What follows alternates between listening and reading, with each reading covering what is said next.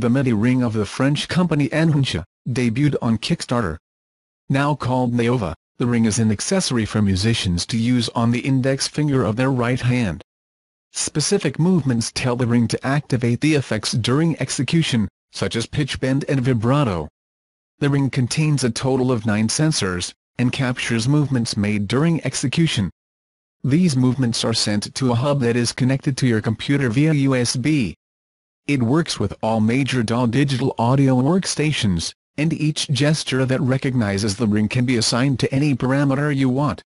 The sensitivity of the ring to the movements is also adjustable. Enhancia shows how it works in action, allowing musicians to add expressive effects like high or low pass filters without interrupting the flow of how they are playing.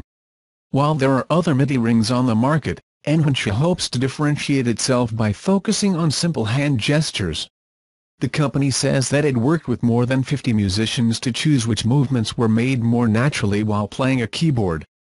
Originally, it allowed 3 hand movements, a slight manual oscillation, a slow tilt to the side and a forward tilt.